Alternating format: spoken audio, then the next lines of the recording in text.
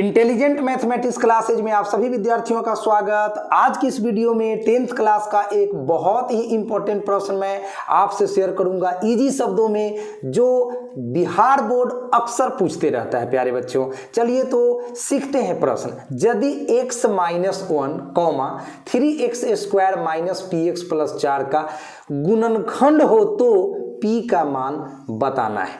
चलो बच्चों, यहाँ पे क्वेश्चन कह रहा है कि x minus 1 3x² minus px plus 4 का गुणनखंड है। गुणनखंड का मतलब x माइनस 1 से अगर इसको भाग दिया जाए तो शेषफल 0 होता है। अगर कोई आपसे गुणनखंड का मतलब पूछता है तो आप बताइए कि देखिए भैया x minus 1 3x² minus px plus 4 का गुणनखंड है, फैक्टर है। इसका मतलब अगर x माइनस 1 से 3x² माइनस px प्लस 4 को भाग दे, डिवाइड करे तो शेषफल 0 होना चाहिए, नहीं तो वह गुणनखंड नहीं माना जाएगा। तो यहां प्रश्न में बोला है कि गुणनखंड है, तो इस स्थिति में हमको p का मान बताना है। तो चलो बच्चों, हम लोग इस बहुपद को px मान लेते हैं। चलो एक नाम दे देते हैं बहुपद को px माना, जो दिया गया बहुपद है गिवन पॉलिनोमियल, ठीक है बच्चों, उसका नाम हम px रखते हैं, जो कि दिया गया है 3x² माइनस px प्लस 4, ठीक है। और x माइनस 1 गुणनखंड है, चूंकि px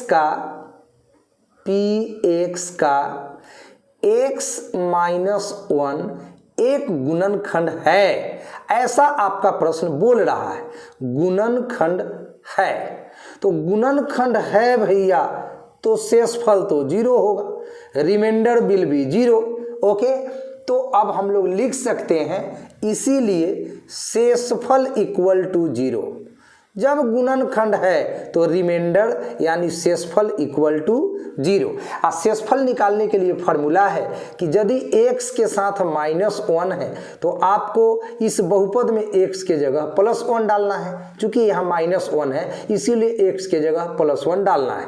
तो अब इस बहुपद में जहाँ जहाँ x है तहाँ तहाँ आपको प्लस 1 डाल के सरल करना है। चलो तो आप क्या करो, यहाँ पर लिख दो p, ये माइनस 1 है तो प्लस 1 इक्वल टू 0।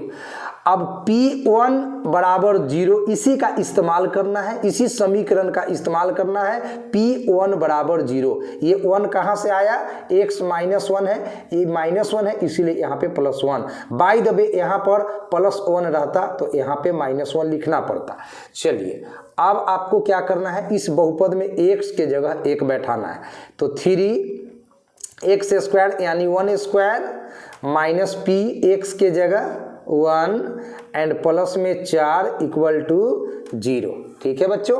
3 अपने जगह पर, 1 का स्क्वायर 1 माइनस p में 1 से गुना होगा तो p एंड प्लस में 4 इक्वल टू 0। 3 में 1 से गुना करोगे बच्चों तो 3 मिलेगा, माइनस में p प्लस में 4 इक्वल टू 0। बच्चों 3 में 4 जोड़ दोगे तो 7 माइनस p इक्वल टू 0। इस तरह से 7 इक्वल टू माइनस p बराबर के बाद गया तो प्लस p, तो p बराबर 7 आ गया। इसका मतलब p का जो वैल्यू हुआ बच्चों वो है 7। तो यही निकालना था हम लोगों को, p का वैल्यू कैलकुलेट करना था। तो p का वैल्यू आपका आराम से निकल चुका है। चलिए द्विघात समीकरण का एक और भी इंपॉर्टेंट क्वेश्चन आपसे हम शेयर करते हैं। क्वेश्चन है k के किन मानों के लिए kx into x minus 2 plus 6 equal to 0 के मूल बराबर हैं। बिहार बोर्ड इस प्रश्न को भी अक्सर पूछते ही रहता है, बहुत ही इंपॉर्टेंट प्रश्न है, एकदम इजी शब्दों में हम आप तक पहुंचाएंगे। तो बस कुछ पल मेरे साथ बने रहें और देखिए कि इस प्रश्न का सलूशन कैसे प्राप्त होगा। तो दिया गया जो समीकरण है बच्चों, उसको सबसे पहले हम लोग लिख लेते हैं। तो हमारे पास दिया गया समीकरण kx into x minus 2 plus 6 equal to 0, ये दिया गया। चलिए इस ब्रैकेट को हम ओपन करते हैं, खोल लेते हैं। के एक्स से एक्स में गुना करेंगे बच्चों तो हो जाएगा के एक्स स्क्वायर, के एक्स में 2 से गुना करेंगे तो हो जाएगा 2kx, अब प्लस में 6 इक्वल टू 0। ठीक है बच्चों, अब इसको हम ना समीकरण 1 मान लेते हैं। चूंकि हम लोग जानते हैं कि द्विघात समीकरण का व्यापक रूप होता है ax square plus bx plus c equal to 0। इसको समीकरण 2 मान लेते हैं जहां a कभी भी 0 के बराबर नहीं होता है। अब आप तुलना करिए, समीकरण 1 और 2 की तुलना करिए तो a के स्थान पर k है, b के स्थान पर -2k, c के स्थान पर 6। तो यहाँ पे हम सबसे पहले समीकरण 1 तथा 2 की तुलना करने पर थोड़ा सा स्टाइलिश ढंग से सॉल्यूशन करोगे ना तो अच्छा नंबर मिलेगा बच्चों। और राइटिंग का भी ध्यान रखना परीक्षा में। समीकरण 1 तथा 2 की तुलना करने पर, 2 की तुलना करने पर, तुलना करने पर, ठीक है बच्चों।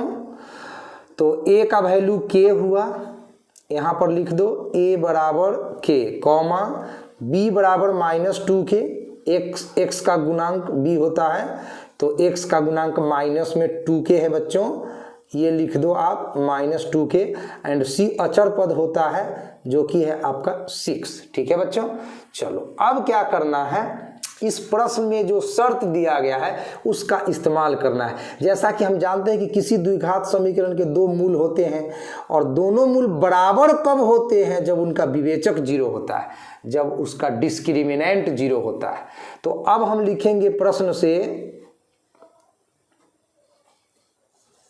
प्रश्न में ऐसा कहा है कि मूल बराबर है, उसका सूत्र है बच्चों d बराबर 0। अब d के लिए फॉर्मूला आप लोगों ने जरूर स्टडी किया है, b का स्क्वायर -4ac इक्वल टू 0। अब b का वैल्यू पुटिंग कर दीजिए, माइनस में 2k, तो यहाँ पे लिखते हैं -2k का होल स्क्वायर, फॉर्मूला में माइनस है, फिर 4 लिखते हैं इंटू a का वैल्यू बैठाते हैं, यहाँ से a का वैल्यू k है तो k डाल देते हैं, इंटू c, तो c का वैल्यू यहाँ पे 6 है तो 6 बैठा देते हैं इक्वल टू 0। चलिए आगे बढ़ते हैं, -2k का स्क्वायर करेंगे तो प्लस में 4k स्क्वायर होगा, -6 चौक 24k इक्वल टू बच्चों 0। अब क्या करना है, हम लोगों को कॉमन लेना है, 4k स्क्वायर -24k, इन दोनों में से कॉमन लेना है, इजी है, 4k कॉमन हो जाएगा। तो 4k स्क्वायर में से 4k कॉमन लेंगे तो एगो k बच जाएगा अंदर में, चूंकि यहाँ k स्क्वायर है। 24 में से 4 कॉमन लेंगे तो 6 बचेगा, काहे कि 6 चौक 24 होता है, एंड k तो आपका कॉमन हो चुका है इक्वल टू 0। अब बच्चों हमारे पास 2 केसेस बन रहे हैं, 4k बराबर 0, k -6 बराबर 0। तो चलो अब दोनों केस को लेकर चलो।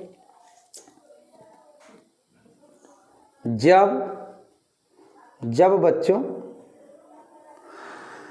जब 4k 0 के बराबर होगा बच्चों, जब 4k 0 के बराबर होगा तो k बराबर 0/4 मतलब 0।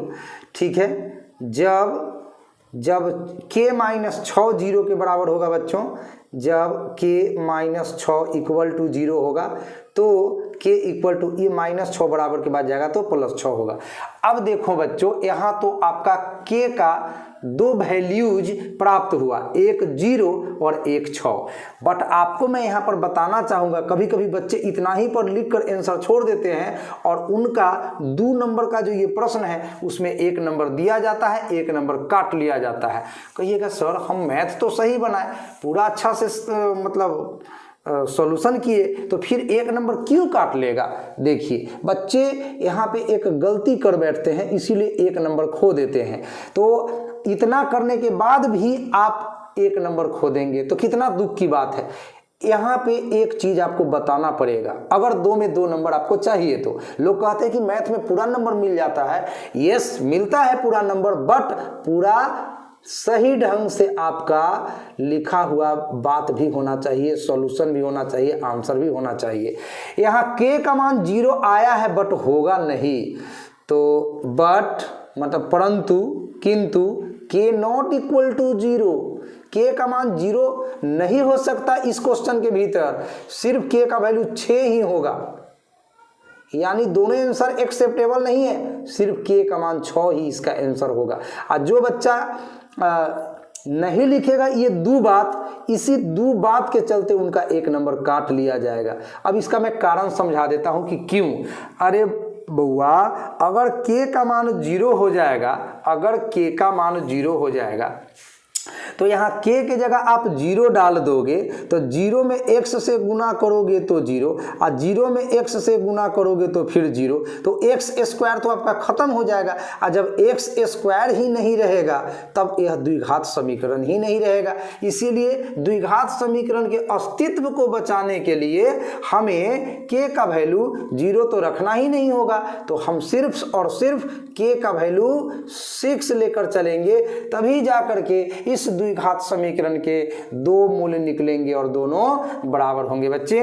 तो यहाँ पे k का वैल्यू सिर्फ 6 हुआ। तो बस इतना ही बात कभी कभी बच्चे नहीं लिखते हैं और उनका 1 नंबर या आधा नंबर तो गारंटी के साथ उड़ा ही दिया जाता है। तो आपको सॉल्यूशन करना है और अच्छे ढंग से कुछ उपयोगी बातें होती हैं जो कि मैथ्स में भी लिखना पड़ता है, और वो आप नहीं लिखेंगे तो आपका निश्चित रूप से कुछ मार्क्स काट लिए जाएंगे। तो आप हमारे चैनल पर बने हुए रह सकते हैं। अगर आपको हमारा वीडियो देखना अच्छा लगता है, पसंद है, तो आप हमारे चैनल को सब्सक्राइब कर लीजिए और इंटेलिजेंट मैथमेटिक्स क्लासेज का एक विद्यार्थी बन जाइए। हम बच्चों को बहुत ही प्यार से और इजी शब्दों में मैथ्स पढ़ाते रहते हैं और बच्चों को मैथ्स की तरफ इंटरेस्ट बढ़ाते रहते हैं।